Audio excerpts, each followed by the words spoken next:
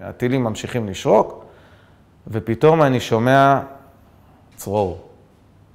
צרור ירי. ומיד קפצתי מהספה ואמרתי, הסתובבתי ואמרתי, חבר'ה, יש מחבלים בשדרות. יש מחבלים בשדרות. אני שומע צרורות של ירי. ואז גיסי גם כן פותח את הטלפון, ופתאום אנחנו רואים סרטון, מתחילים לזרום סרטונים מהתחנת משטרה. גיסי היה חמוש באקדח, אז הוא היה הנשק היחיד בבית, והוא עוד לא הבין את גודל האירועים, הוא התחיל ככה, הוא טיפה איבד עשתונות באופן די צפוי, כלומר הוא אמר לעצמו, אני הולך לשם, זה ההורים שלי, זה...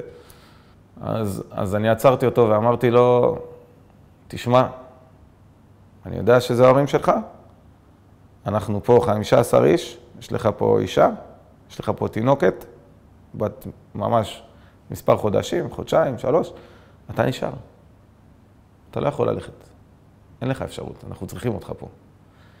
פתאום אנחנו רואים איזה חרך של תריס שבור שיש בבית, בסלון של המטבח, אדם שלבוש מדים שלא הצלחנו לזהות, אולי מדי צהל, אולי לא, אני לא יודע, אבל היה לו כובע ולא קסדה.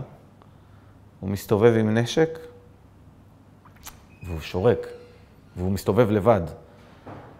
והבן אדם נעמד והופך את העמדת בזק של הבית שלנו, כלומר, אני אומר לך משהו כמו 3.5 מטרים מהחלון של המטבח, זה הכל 4 מטרים, לעמדת ירי, כלומר, הנשק עליו והעמדה היא כמו זיג, כמו מחבוא, והוא שורק ומחכה, אולי הוא מחכה שמישהו יעבור, אולי...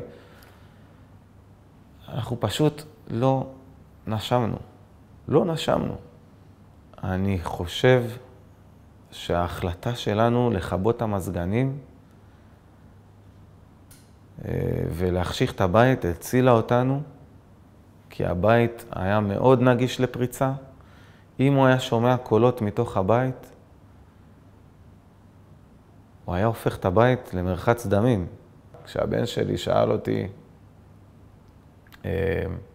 אבא, יהיה בסדר? אנחנו נהיה בסדר? באיזשהו שלב לתוך הלחימה, אחרי כמה שעות, במקלט הצפוף, הוא קטן.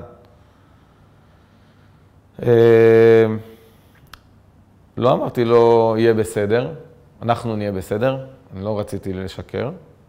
אני אמרתי לו מה שאני כן מאמין בו, אמרתי לו, תשמע, עם ישראל יהיה בסדר. את זה אני יכול להבטיח לך. עם ישראל עבר אירועים קשים.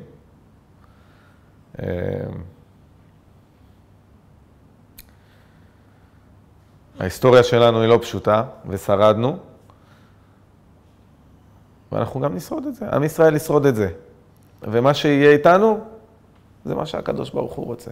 אז אנחנו נתחזק באמונה, שיהיה טוב, שהכל מלמעלה, אנחנו אנשים מאמינים. זו תשובה לא קלה, כאילו, אתה מרגיש באותו רגע שאתה מנפץ עם פטיש איזשהו משהו בעולם של הילד שלא יחזור להיות כמו שהוא היה. זה סך הכל ילד בן 8.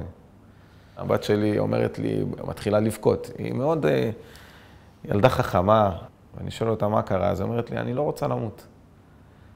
טוב, אז אמרתי לה בחיוך, אני חושב שהוא הומור טוב בלפתור דברים.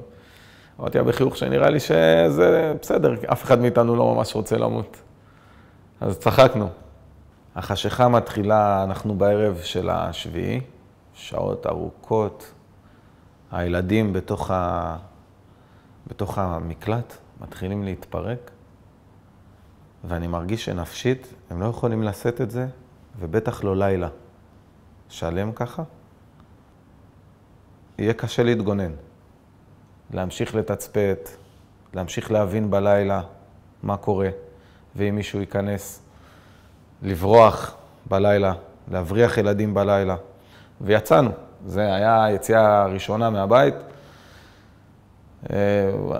כולם בתוך הבית עצרו נשימה, אני לא יודע, אני לא ממש... פשוט זה משהו שהיה צריך לעשות. אני הייתי עם סכין וגיסי היה עם האקדח, דרוך. אתה נכנס למוד פעולה של... אתה אומר מה שהשריטות בנפש, תטפל בהם אחר כך. עכשיו אני חושב על איך להציל את המשפחה שלי. אנחנו נוסעים. זה סך הכל איזה 5 דקות נסיעה, אבל זה כמו נצח. פתאום שם בברוכיל היו כוחות אדירים של צבא, המון מג"ב וצבא, בטח יחסית לזה שהיית עד עכשיו לבד. המון כלים צבאיים, וזה היה פעם ראשונה ששחררנו אוויר באותו יום. עוד לא לגמרי, אבל לנשום.